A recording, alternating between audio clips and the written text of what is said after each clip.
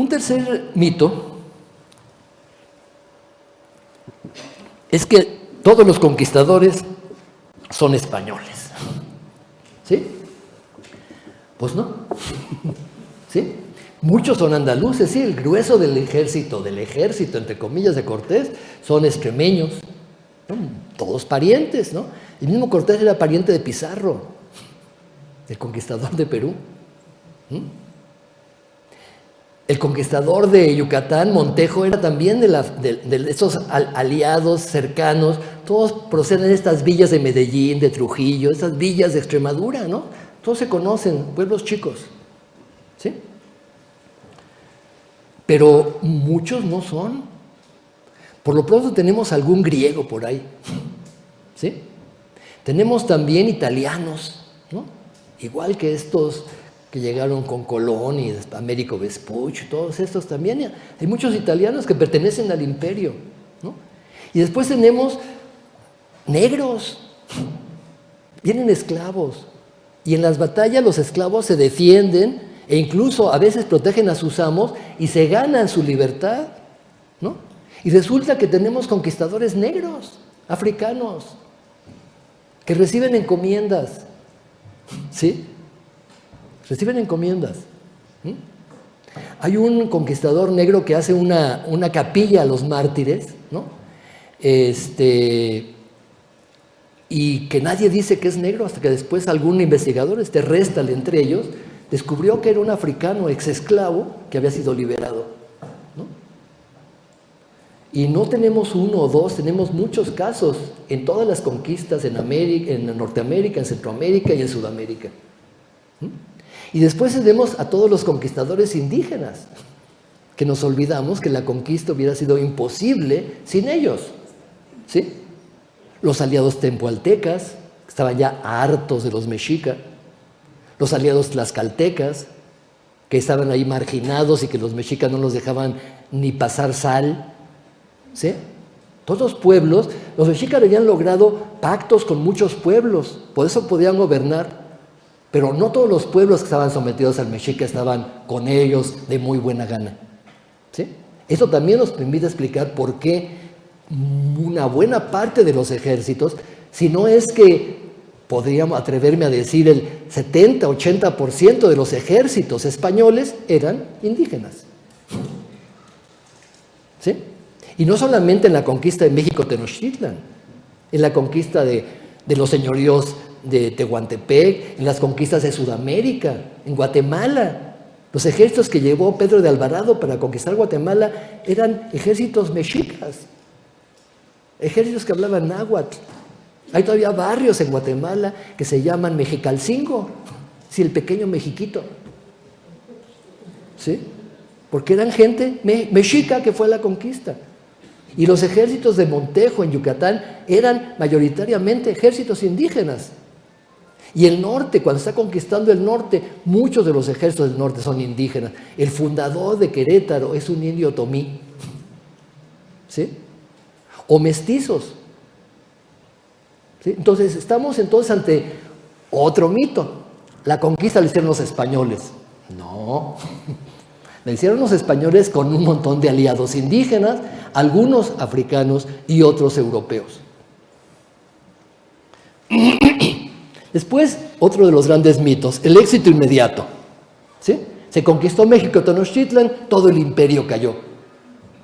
Es decir, 1521 es el inicio de un larguísimo proceso, larguísimo, que duró 3 siglos y más.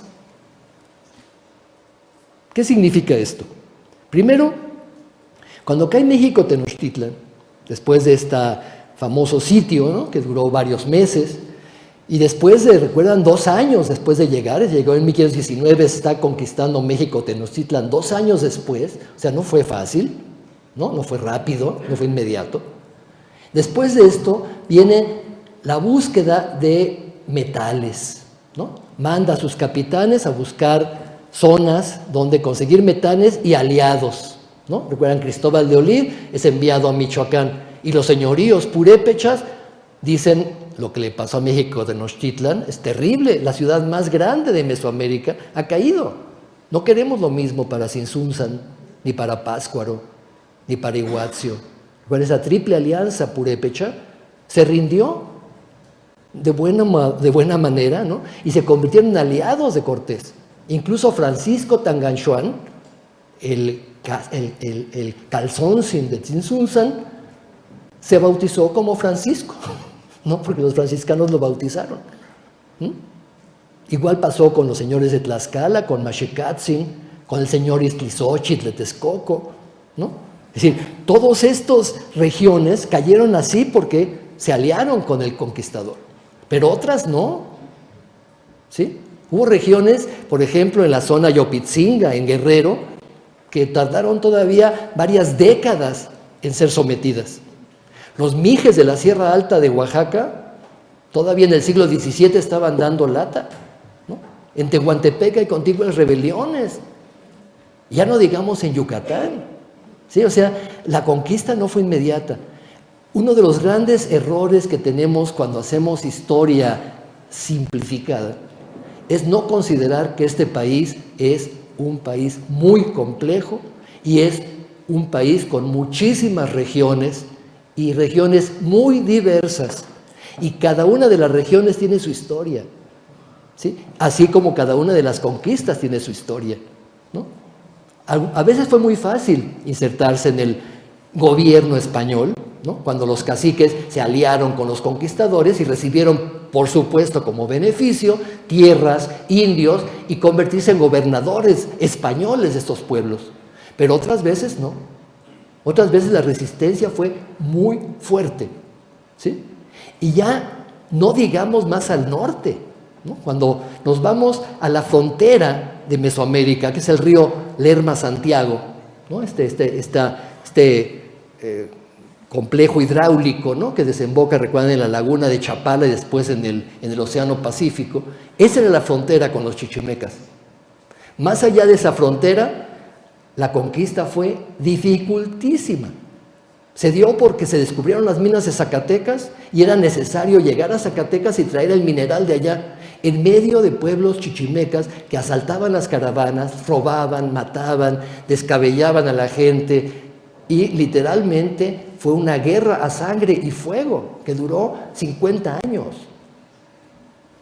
Esa conquista no se menciona cuando hablamos de la conquista de México.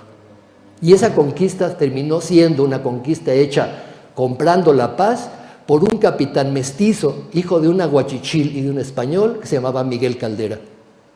Esa conquista nadie la menciona.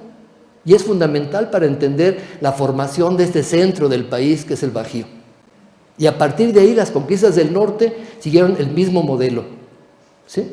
Conquistas armadas, con misiones, con reales de minas, con pueblos indígenas trasplantados desde el centro. De nuevo los indígenas, colonizando, ¿sí?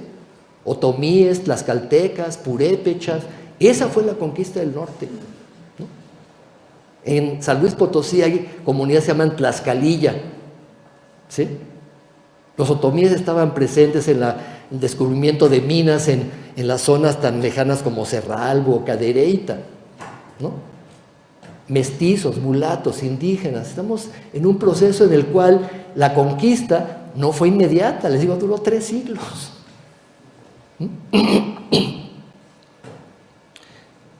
El otro gran mito, el quinto mito, ¿no? El quinto mito es: la comunicación fue eficaz.